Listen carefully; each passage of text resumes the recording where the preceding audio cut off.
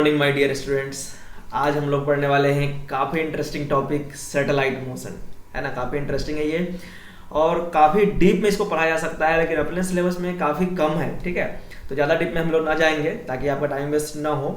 अच्छा, तो आज क्या क्या पढ़ने वाले हैं वो पहले जान लें कि आज हम लोग पढ़ने वाला सैटेलाइट मोशन को, और जो अपने सिलेबस में है वो है इसकी ऑर्बिटल वेलोसिटी, इसका टाइम पीरियड, इसकी kinetic energy, potential energy, total energy, और कितना वर्क डन करना पड़ता है ऑर्बिट को चेंज करने में सैटेलाइट के, ठीक है। अगर ये हमारा 40 मिनट के अंदर कवर हो गया फिर हम लोग पढ़ लेंगे Kepler's law of planetary motion, ठीक है। तो ये था कि ओवरव्यू क्या आज हम पढ़ने वाले हैं, ठीक है, ताकि आपको एनर्जी आए, आप लोग कॉपी वॉपी पेन खोल के बैठ जाओ, ठीक है। और कुछ बच्चे नए हैं उनको मैं बता दूं कि हम लोगों ने सबसे पहले लेक्चर में कवर किया था न्यूटन्स लॉ ऑफ ग्रेविटेशन, उसके न्यूमेरिकल। सेकेंड लेक्चर में हमने कवर किया था बच्चों ग्रेविटेशनल फील्ड इंटेंसिटी और वेरिएशन ऑफ ग्रेविटी, ठीक है। थर्ड लेक्चर में हमने कवर किया था ग्रेविटेशनल पोटेंशियल एनर्जी, और फोर्थ में कवर किया था उसके न्यूमेरिकल, ठीक है। फिर हमने इसके वेलोसिटी वगैरह भी किए थे। तो आज बारी है सैटेलाइट मोशन का, ठीक है। तो आपके मन में एक क्वेश्चन आ रहा होगा कि सर सैटेलाइट क्या होता है ना। इसको मैं इरेज कर लूँ। तो बच्चों कोई भी बॉडी है ना, एक लाइट बॉडी जो रिवॉल्व कर रहा हो एक प्लेनेट के, ठीक है, लगातार रिवॉल्व कर रहा हो, कंटिन्यूअस रिवॉल्व कर रहा हो, वो उस प्लेनेट का सैटेलाइट कहलाता है, ठीक है। A light body revolving around a planet due to gravitational attraction is called satellite, correct है। कोई भी लाइट बॉडी एक प्लेनेट के चारों तरफ क्या कर रहा हो, रिवॉल्व कर रहा हो, पर्टिकुलर टाइम इंटरवल हो सकता है उसका, पर्टिकुलर वेलोसिटी हो सकती है, ठीक है, जो हम निकालने वाले हैं अभी। तो उसे क्या कहते हैं बच्चों, सैटेलाइट, करेक्ट है। अच्छा, अब मून जो है बच्चों वो नेचुरल सैटेलाइट है अर्थ का, ठीक है। Moon is natural satellite of earth, ठीक है। अब जैसा कि मैंने बताया आपको कि सैटेलाइट के बारे में एक पूरा बुक लिखा जा सकता है, पूरी बुक होती है बच्चों सैटेलाइट मोशन की, लेकिन अपने सिलेबस में थोड़ा सा ही है, तो हमने आपके लिए यहाँ पे बना के रखा हुआ है। आप लोग इसको ना पढ़ लेना वैसे जानकारी के लिए, ठीक है, क्योंकि मैं यहाँ डिस्कस करूंगा तो काफ़ी टाइम लगेगा, ठीक है। वैसे जान लो कि सैटेलाइट दो तरह के होते हैं, नेचुरल सैटेलाइट, आर्टिफिशियल सैटेलाइट। फिर आर्टिफिशियल को फर्दर क्लासीफाई किया गया है पोलर सैटेलाइट, जियोस्पेशियल सैटेलाइट, और बाकी इन दोनों के बारे में जो डिटेल्स हैं वो यहाँ स्क्रीन पे हैं, ठीक है। तो आप अगर पढ़ना चाहते हो तो वीडियो को पॉज करके इनको नोट कर लो। इसमें ये कितने हाइट पे होते हैं ये दिया गया, क्या रोटेटिंग सेंस होता है इनका, ठीक है। पोलर सैटेलाइट जो होता है बच्चों वो 36,000 किलोमीटर पे होता है सरफेस से, ठीक है, जबकि जियो स्टेशनरी सैटेलाइट जो होता है वो 500 से 800 किलोमीटर तक होता है ना। अच्छा, टाइम एंगुलर वेलोसिटी और टाइम पीरियड जो होता है पोलर सैटेलाइट का वो अर्थ के इक्वल ही होता है, ठीक है। और ये हमने कुछ बीच में एग्जांपल भी रखे हुए हैं, लाइक NOAA-20, ICESat-2, ये सारे एग्जांपल है पोलर सैटेलाइट के, ठीक है। और INSAT-4CR, GOES-16, GOES-13, ये सारे एग्जांपल है पोलर सैटेलाइट के, ठीक है। तो इसके बारे में आप अगर डिटेल में इंटरेस्टेड हैं सैटेलाइट मोशन पढ़ने को, ठीक है, तो ये सब आप पढ़ सकते हो, ठीक है। चलिए तो आते हैं अपने काम की बात पे जो हमारे एग्जाम में आने वाला है, ठीक है। और वो है orbital velocity, time period, kinetic energy, potential energy, total energy, binding energy, correct है। चलिए शुरू करें ऑर्बिटल वेलोसिटी। देखो बच्चों ये है हमारी धरती माता, ठीक है। R रेडियस मान लिया हमने और M मास मान लिया, करेक्ट है। और एक मान लिया हमने ये हमारा है सैटेलाइट, स्मॉल m मास मान लिया इसका, करेक्ट है। ये कितने डिस्टेंस पे है, तो ये मान लिया हमने अर्थ से h डिस्टेंस पे, ठीक है। अर्थ से ये डिस्टेंस ले लिया हमने h, इतने डिस्टेंस पे, ठीक है। मतलब सेंटर से जो डिस्टेंस हो गया इसका वो r+h हो गया, ठीक है। और इसको हमने स्मॉल r ले लिया, r+h को स्मॉल r, पूरे डिस्टेंस को क्या ले लिया हमने, स्मॉल r, करेक्ट है। अब अगर बच्चों ये जो सैटेलाइट है हमारा, ये v0 वेलोसिटी, ऑर्बिटल वेलोसिटी अगर इसकी v0 है तो इस पे बाहर की तरफ फोर्स लग रहा होगा mv²/r+h, या आप कह सकते हो mv²/r, ठीक है। और अंदर की तरफ लग रहा होगा बच्चों इसमें ग्रेविटेशनल फोर्स, कितना, तो G_M r+h का होल स्क्वायर, करेक्ट है। ये लग रहा होगा बच्चों अंदर की तरफ, ठीक है। आपने पढ़ा हुआ है बच्चों सर्कुलर मोशन, मैंने भी पढ़ाया था कि centripetal force is must for circular motion, ठीक है। सन के अराउंड जब अर्थ घूम रहा होता है तो वहां भी जो ग्रेविटेशनल फोर्स होता है सन और अर्थ के बीच में वही देता है रिक्वायर्ड सेंट्रीपिटल फोर्स, है ना। अगर बात करें सन के अराउंड अर्थ के रोटेशन की, है ना, तो हमने कहा था कि अंदर की तरफ लग रहा होता है G mass of sun mass of earth upon R square, और बाहर की तरफ लग रहा होता है M V square by R. ठीक है, सर्कुलर मोशन का वीडियो जाकर देखो, हमारा लॉज ऑफ मोशन में हमने पढ़ाया हुआ है। ठीक है, तो हर तरह के सर्कुलर मोशन उसमें पढ़ाया हुआ है बच्चों, मोशन इन वर्टिकल सर्कल में पढ़ाया हुआ है। ठीक है, तो centripetal force is must for circular motion. चलिए, तो आप कह सकते हो कि फॉर मोशन ऑफ सैटेलाइट के मोशन के लिए, ठीक है, क्या होना चाहिए बच्चों, तो M V square by R plus H equal होना चाहिए G capital M small M upon R plus H के होल स्क्वायर के। ठीक है, यहाँ से एक पावर उड़ जाएगा इसका, तो यहाँ से स्मॉल एम को स्मॉल एम में काट दिया, तो ऑर्बिटल वेलोसिटी आ गया बच्चों हमारा root under G M by R plus H, या इसको कह सकते हो आप root under G M by R, जहाँ पे आर क्या है हमारा आर प्लस एच। है समझ में? अच्छा, अब यहाँ पे अगर h काफी छोटा होगा ना, अगर h जो हो काफी छोटा हो r से, ठीक है, तो यहाँ से ऑर्बिटल वेलोसिटी को आप gm बाई आर भी कह सकते हो। क्या कह सकते हो? gm by R. ठीक है, अच्छा, और gm जो होता है बच्चों वो जी आर स्क्वायर होता है, क्योंकि मैंने पढ़ाया है कि स्मॉल g होता है gm बाई आर स्क्वायर, और यहाँ से कैपिटल gm क्या होता है हमारा जी आर स्क्वायर। ठीक है, और एक r नीचे था, तो यहाँ से हमने देखा ऑर्बिटल वेलोसिटी कितना होता है रूट अंडर जी आर। ठीक है, आगे समझ में यहाँ से ऑर्बिटल वेलोसिटी क्या होता है, रूट अंडर जी आर भी होता है, root under G M plus G M upon small R भी होता है। अच्छा, एक चीज और यहाँ पे जानने वाली बात है बच्चों, कि हमारा जो एस्केप वेलोसिटी था वो था root under two G M by R. ठीक है, और ऑर्बिटल वेलोसिटी जो root under G M by R है। ठीक है, तो आप कह सकते हो बच्चों कि जो एस्केप वेलोसिटी होता है वो root two times orbital velocity के होता है। ठीक है, इसको आप अलग से फॉर्मूला वाले कॉपी में लिख लीजिए, कई जगह पे काम आएगा आपका। ठीक है, कई बार पूछा जाता है कि ऑर्बिटल वेलोसिटी से एक बॉडी घूम रहा है, ठीक है, या कोई आपका सैटेलाइट जो आपका रिवॉल्व कर रहा है, तो कितना और वेलोसिटी दे दो, ठीक है, कि वो एस्केप कर जाए वहां से, तो रूट टू टाइम्स। ठीक है, क्योंकि एस्केप वेलोसिटी जो होता है वो root two times orbital velocity होता है। करेक्ट है, तो एक फार्मूला ये हो गया बच्चों, एक फार्मूला ये हो गया हमारा ऑर्बिटल वेलोसिटी का रूट अंडर जी आर, और एक हमारा ये हो गया root under G M by R. ठीक है, करेक्ट है, तो ये सारे फार्मूले हो गए हमारे। इसको भी मैं सर्कल कर दूं, घेरा कर दूं। ठीक है, तो ये सारे हो गए बच्चों ऑर्बिटल वेलोसिटी का। आगे समझ में, मींस वो वेलोसिटी जिससे ये जो सैटेलाइट है हमारा ये ऑर्बिट करते रहता है किसी प्लेनेट को, वो इसका ऑर्बिट वेलोसिटी कहलाता है, वो इसका ऑर्बिटल वेलोसिटी कहलाता है। ठीक है, करेक्ट है। चलिए, अब बात करते हैं टाइम पीरियड की। ये घूम तो रहा है सर्कुलर मोशन में, तो एक पर्टिकुलर टाइम पीरियड होगा। टाइम पीरियड जानते ही हो आप, वो टाइम जिसके बाद ये अपने मोशन को क्या करता है, रिपीट करता है। ठीक है, तो टाइम पीरियड का फॉर्मूला क्या होता है बच्चों, two pi R upon V. ठीक है, स्मॉल आर ले लिया हमने पूरे डिस्टेंस को। ठीक है, तो ये two pi R upon V क्या था हमारा, root under G M by R. ठीक है, तो इसको मैं लिख सकता हूँ रूट अंडर जी एम, और ये आर ऊपर चला जाएगा बच्चों, तो ये पावर वन है, और एक और पावर क्या होगा हमारा वन बाई टू, मतलब रूट जी एम बार है, तो इसको आप कह सकते हो टू पाई, ये वन बाई टू है, ये वन है, one by two plus one कितना हो गया, थ्री बाई टू। ठीक है, अपॉन रूट जी एम, ये हो गया बच्चों हमारा टाइम पीरियड का फॉर्मूला। ठीक है, एक चीज मैं और बता दूं आपको बच्चों, कि यहाँ से अगर आप स्क्वायर करोगे ना, देखो टी तो हो गया आपका टू पाई आर का power three by two upon G M. ठीक है, अगर आप स्क्वायरिंग करोगे तो आपका होगा बच्चों टी का स्क्वायर इक्वल टू है ना फोर, यहाँ पे रूट है फोर पाई स्क्वायर है ना अपॉन जी एम, और यहाँ पे आर का पावर बच्चों हो जाएगा क्यू। ठीक है, तो यही आगे हम प्रूव करेंगे कि टाइम पीरियड का स्क्वायर जो होता है वो आर के पावर क्यू पे डिपेंड करता है। केपलर का थर्ड लॉ है ये। ठीक है, केपलर थर्ड लॉ हम लोग कहते हैं बच्चों कि टाइम पीरियड का स्क्वायर जो होता है वो आर के क्यू सेमी मेजर एक्सिस के क्यू पे डिपेंड करता है। ठीक है, तो अभी फिलहाल जान लो कि टाइम पीरियड क्या होता है बच्चों, टू पाई आर का power three by two upon root under G M. ठीक है, ये फॉर्मूला किसका हो गया, टाइम पीरियड का। इसको भी कलर करके नोट कर लो अलग से फॉर्मूले वाली कॉपी में। करेक्ट है, चलिए टाइम पीरियड भी निकाल लिया आपने, ऑर्बिटल वेलोसिटी निकाल लिया। थोड़ा और ऑपरेशन करते हैं हम लोग सैटेलाइट मोशन का, आते हैं अगले पेज पे। देखो बच्चों, अब है हमारा kinetic energy, potential energy and total energy of satellite. ठीक है, तो फिर से वही धरती माता, है ना, आर रेडियस का, एम मास का, और ये स्मॉल एम मास का घूमता हुआ सैटेलाइट, वी ऑर्बिटल वेलोसिटी, ठीक है।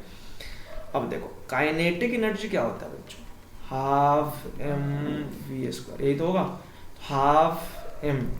ऑर्बिटल वेलोसिटी कितना था हमारा बच्चों, आप चाहते हो अगर जीएम के टर्म में तो देखो ये था root under GM by R, ठीक है।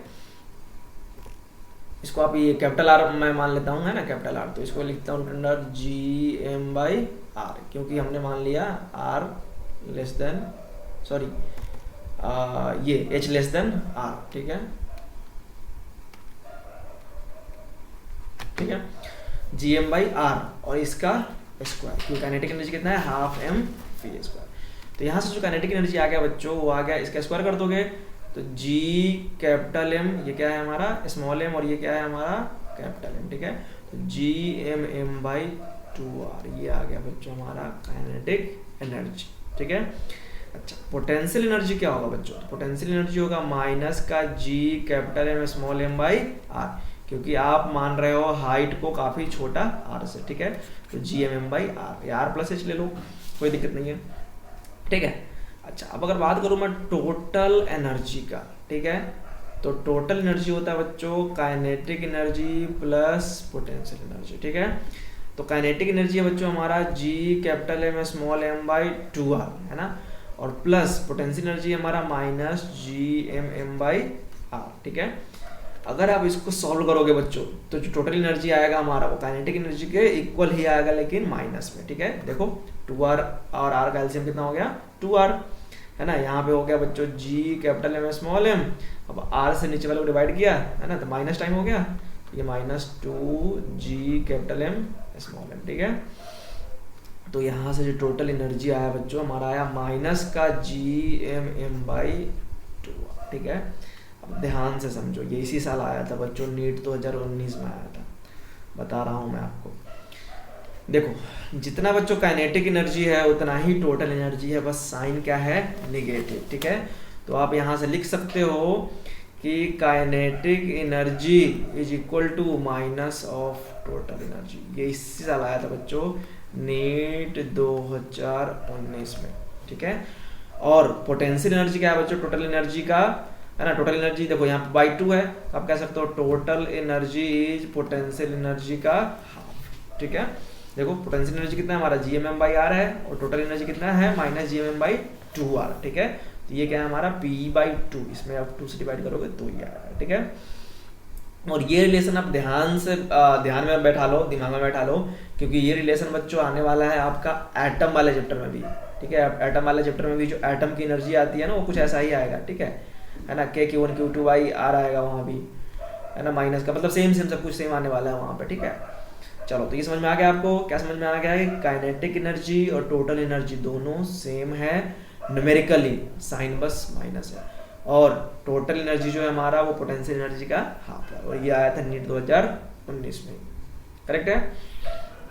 एक बात और कि निगेटिव क्यों आया एनर्जी बच्चों, टोटल एनर्जी निगेटिव बताता है कि ये जो सैटेलाइट है ये बाउंडेड है, ठीक है, ये यहाँ से जा नहीं सकता, ठीक है, अपना ये ऑर्बिट छोड़ के जा नहीं सकता। अगर ये जाना चाहता हो तो आप इसको इतना ही एनर्जी अगर पॉजिटिव में आप सप्लाई कर देंगे, अगर आप इसको प्लस में G M M by 2r supply कर देंगे तो ये अपना ऑर्बिट छोड़ करके भाग लेगा, एस्केप कर लेगा, ठीक है। तो आप यहाँ पे एक नया टर्म डिफाइन कर सकते हैं, बाइंडिंग एनर्जी, ठीक है। बाइंडिंग एनर्जी जो होता है बच्चों वो माइनस ऑफ टोटल एनर्जी होता है, ठीक है। तो इसका जो वैल्यू होगा वो जी एम एम बाई 2r, ठीक है। क्या समझ में आया, negative energy source that satellite is bounded to the planet, bounded to the earth, अगर अर्थ का सैटेलाइट है तो, ठीक है। एंड बाइंडिंग एनर्जी क्या है बच्चों, वो एनर्जी जो देने पे, ठीक है, the energy which provided to the satellite, है ना, तो ये क्या कर जाए, एस्केप कर जाए, ठीक है। और वो किसके इक्वल होता है, माइनस ऑफ टोटल एनर्जी के, ठीक है। कितना होता है, G M M by 2r, correct है। तो बाइंडिंग एनर्जी समझ गए आप, टोटल एनर्जी समझ गए आप, काइनेटिक एनर्जी समझ गए आप, और समझ गए पोटेंशियल एनर्जी, और समझ गए आप क्या, ऑर्बिटल वेलोसिटी, टाइम पीरियड, ठीक है। पूरा ऑपरेशन कर दिया आपने, पूरा चीर फाड़ कर दिया इसका। चलिए एक और टॉपिक है इसमें, work done in changing the orbit of satellite. मतलब मान लिया अभी वो R1 रेडियस में घूम रहा है, जैसे ये अर्थ है हमारा, ठीक है। सपोज कर लो कि R1 रेडियस में ये घूम रहा है, ठीक है, कैपिटल R मास अर्थ एम, और यहाँ से आप मूव करवा के इसको किसी R2 रेडियस में यहाँ पे भेजना चाह रहे हैं, ठीक है। तो कितना काम करना होगा, ठीक है, इसको थोड़ा सही कर लो, ठीक है। तो कितना काम करना होगा, जितना बच्चों एनर्जी का डिफरेंस होगा, है ना। तो इस केस में जो वर्क डन आएगा, सपोज करो कि यहाँ पे एनर्जी E2 है और यहाँ एनर्जी E1 है, तो वर्क डन जो होगा बच्चों, जितना एनर्जी का डिफरेंस होगा E2 माइनस E1, उतना ही तो काम करना पड़ेगा आपको, ठीक है। तो E2 के लिए आप लेंगे क्या, minus G capital M small M upon 2R2। E1 के लिए क्या लेंगे आप, minus G capital M small M upon 2R1, ठीक है। मीन्स आप कह सकते हो, देखो ये प्लस में आ गया तो मैं इसको इधर ले लेता हूँ, G capital M small M by 2R1 minus G capital M small M by 2R2, correct है। हाँ, अब इसमें G capital M small M by 2 common ले लो, 1 by R1 minus 1 by R2, ठीक है। ये क्वेश्चन डाटा बेस्ड भी आ सकता है कि रेडियस की वैल्यू दी हुई हो कि अभी ये रोटेट कर रहा है 8 किलोमीटर पे, बाद में भेजना है इसको 20 किलोमीटर, ठीक है। या फिर ऐसा आ सकता है कि सिंपल हो कि R1 से R2 तक भेजने में कितना काम करना पड़ेगा, कितना एनर्जी और देना पड़ेगा। तो उस केस में सीधा सीधा आपका आंसर होगा G M M by 2 bracket में 1 by R1 minus 1 by R2, ठीक है। समझ में आया, मजा आया। चलिए अच्छा, एक चीज और मैं बता दूं आपको बच्चों कि जैसे हमारा ये क्या आया था, हमने जब मान लिया था कि h लेस देन r, तो उस केस में वेलोसिटी जो आया था ऑर्बिटल वेलोसिटी में gr आया था, ठीक है। तो यहाँ पे क्या करोगे बच्चों, आप g की वैल्यू 10 या 9.8 रखोगे, r की वैल्यू 6400 किलोमीटर रखोगे, तो ये जो ऑर्बिटल वेलोसिटी आएगा बच्चों, ये आएगा आपका 8 किलोमीटर पर सेकेंड, ये आने वाला है इसका, ठीक है। और जो आप टाइम पीरियड के फॉर्मूले में रखोगे तो ये टाइम पीरियड आने वाला है बच्चों आपका 84 मिनट। कितना आने वाला है, 84 मिनट, या आप कह लो 1 आवर 24 मिनट, ठीक है। ये आने वाला है बच्चों क्या आपका टाइम पीरियड, ये आने वाला है ऑर्बिटल वेलोसिटी, ठीक है। तो ये सब कर लिया हमने, क्या क्या कर लिया, kinetic energy, potential energy, total energy, binding energy, ठीक है। बाइंडिंग एनर्जी 4 ये टॉपिक हो गए, kinetic energy, potential energy, total energy, binding energy 2 ये टॉपिक हो गए, ऑर्बिटल वेलोसिटी, टाइम पीरियड, और एक टॉपिक हमारे हो गए बच्चों work done in changing orbit of satellite. अगर हमसे ग्राफ पूछा जाए कि काइनेटिक एनर्जी या पोटेंशियल एनर्जी या टोटल एनर्जी का डिस्टेंस के साथ क्या ग्राफ होगा, ठीक है, तो हमने एक्स एक्सिस पे डिस्टेंस ले लिया और वाई पे ले लेता हूं मैं एनर्जी, ठीक है, ENERGY, इसको हमने ले लिया एक्स एक्सिस पे, ठीक है। अब देखो फॉर्मूला क्या था बच्चों, तो काइनेटिक एनर्जी था हमारा प्लस का G capital M small M by 2r, ये हमारा काइनेटिक एनर्जी था, ठीक है, के ई कह लो इसको। पोटेंशियल एनर्जी था हमारा, अच्छा पहले काइनेटिक एनर्जी जितना था उतना ही टोटल एनर्जी था, माइनस का G capital M small M by 2r, ठीक है। तो यहाँ पे बच्चों देख के पता लग रहा है कि काइनेटिक एनर्जी भी 1 बाई r पे डिपेंड कर रहा है ना, और पॉजिटिव है, तो काइनेटिक एनर्जी को कुछ हमने ऐसा ग्राफ ले लिया, ठीक है, क्योंकि काइनेटिक एनर्जी भी डिपेंड कर रहा है हमारा 1 बाई r, ठीक है। अच्छा, और टोटल एनर्जी भी डिपेंड कर, लेकिन माइनस का साइन है बच्चों, तो वो भी कुछ ऐसा होगा, ठीक है।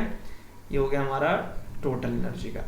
अब पोटेंशियल एनर्जी क्या है हमारा, तो ये है minus G M M by R, ठीक है। तो ये कुछ इससे आगे रहेगा ग्राफ, ठीक है। ये ग्राफ हो गया हमारा पोटेंशियल एनर्जी का, ये ग्राफ हो गया हमारा काइनेटिक एनर्जी का, और ये ग्राफ हो गया हमारा टोटल एनर्जी का, ठीक है। क्योंकि 1 बाई आर पे डिपेंड कर रहा है ये, और 1 बाई आर का ग्राफ आप लोग पहले भी मैंने करवा चुका हूँ, ठीक है, डिपेंडेंसी वाला, ठीक है। चलिए, तो ये था बच्चों हमारा सैटेलाइट मोशन। अब टाइम थोड़ा सा कम है हमारे पास, तो स्टार्ट करते हैं हम लोग अगला Kepler's law of planetary motion, ठीक है। देखो बच्चों 3 लॉ दिए थे केपलर्स ने, ठीक है। ये फर्स्ट लॉ है हमारा, ये अगले पेज पे हमने लिखा हुआ है सेकेंड लॉ। चलिए, फर्स्ट लॉ है बच्चों, सबसे पहले एक चीज जान लो आप कि सन के राउंड जो अर्थ का मोशन है बच्चों, ठीक है, ये सर्कुलर नहीं है, एलिप्टिकल है, ठीक है। अर्थ का जो ऑर्बिट होता है ये एलिप्टिकल ऑर्बिट होता है। तो केपलर का पहला लॉ कहता है कि all planet move around the sun all planet move around the sun such that sun remains on one of its फोकी।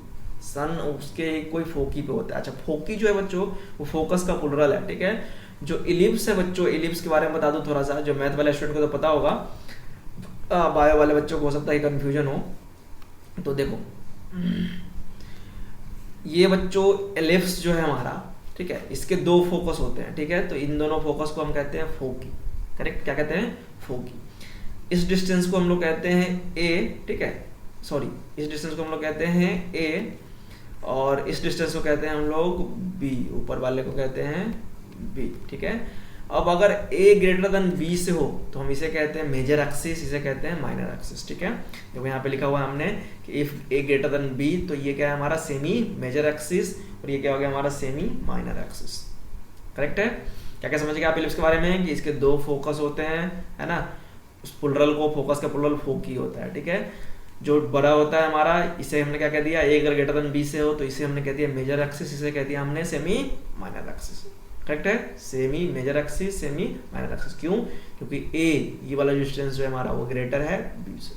बात समझ में आ गया। चलिए, तो इलिप्स को मैं मिटा दूं।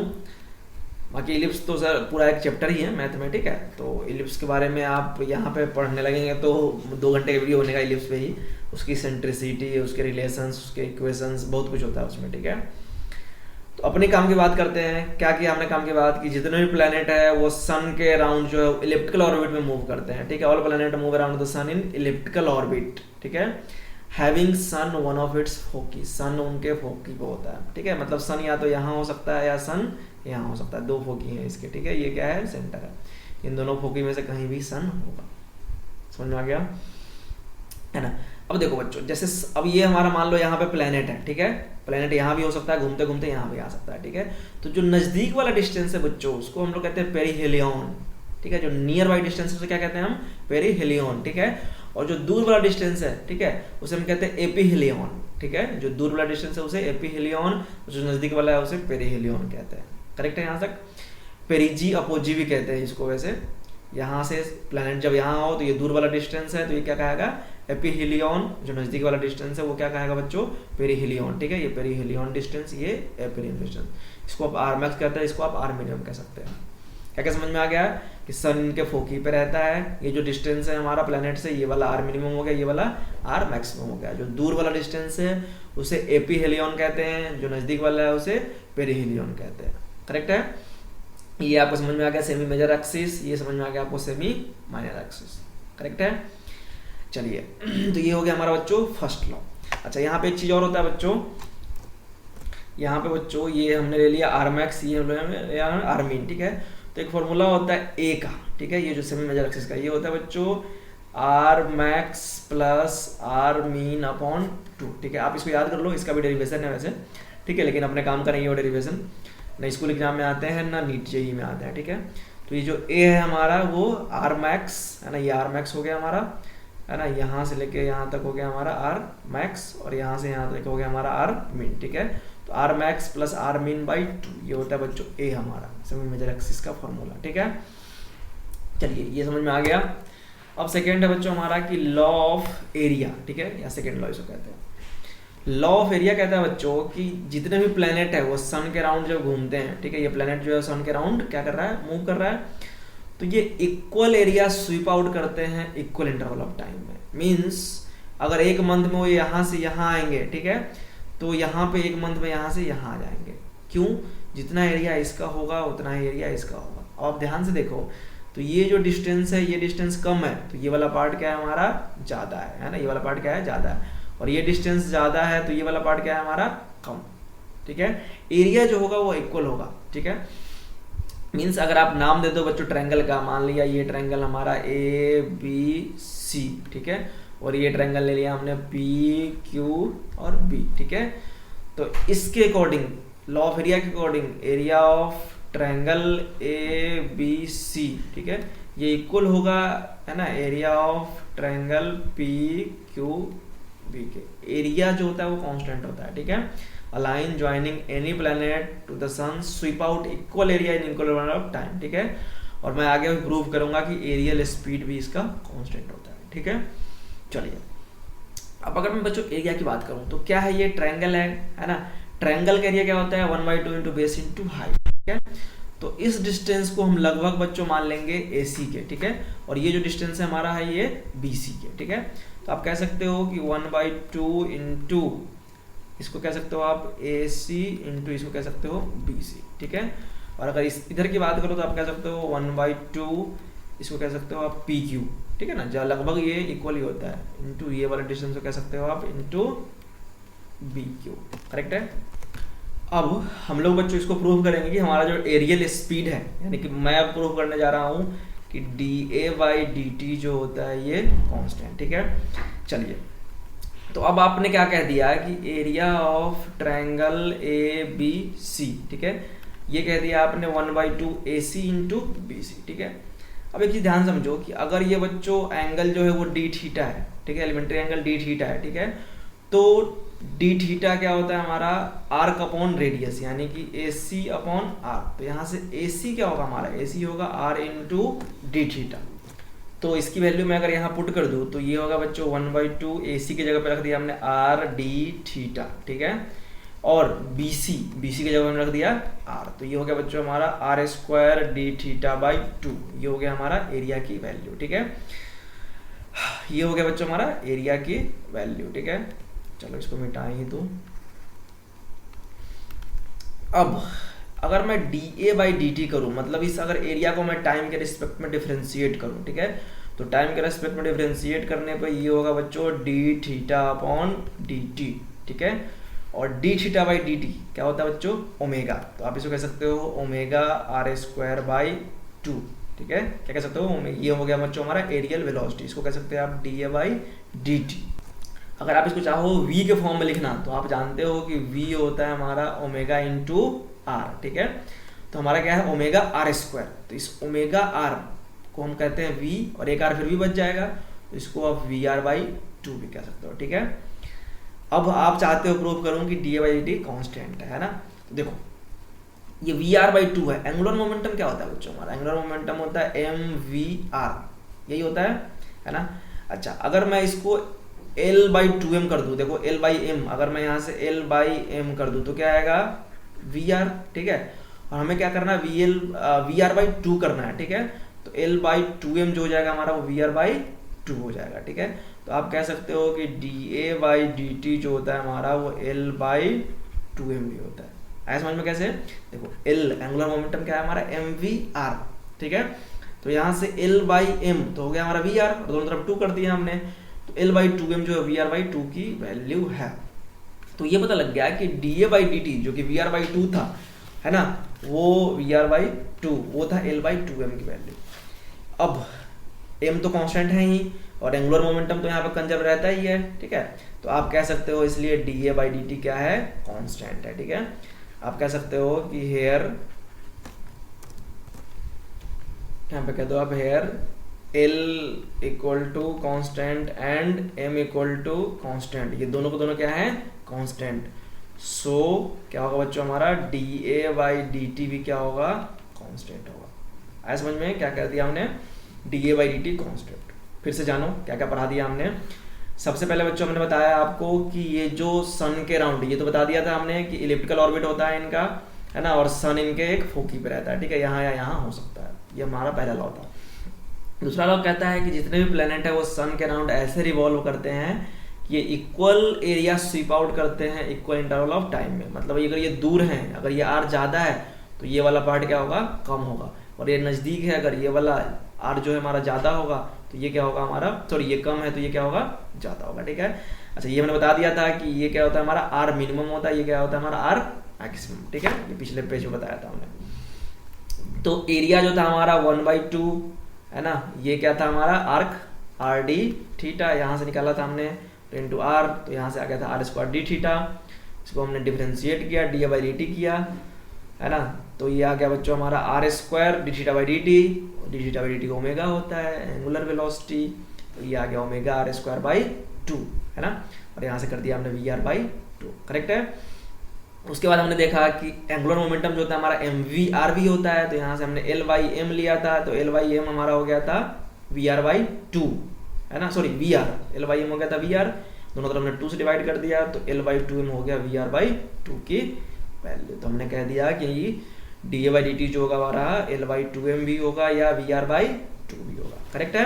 तो इसमें L कांस्टेंट होता है, एंगुलर मोमेंटम तो कांस्टेंट होता है, m भी कांस्टेंट होता है, मींस L/2m पूरा कांस्टेंट है, इसलिए dA/dt भी कांस्टेंट है। ठीक है, तो ये हो गया बच्चों हमारा सेकेंड लॉ। ठीक है, अच्छा थर्ड लॉ क्या कहता है बच्चों? तो थर्ड लॉ कहता है कि टाइम पीरियड का स्क्वायर जो होता है हमारा, ठीक है, टाइम पीरियड का स्क्वायर वो आर के क्यू पे डिपेंड करता है। ठीक है, और उसका प्रूफ हमने बच्चों यहाँ पे किया था, यहाँ पे हमने इसका प्रूफ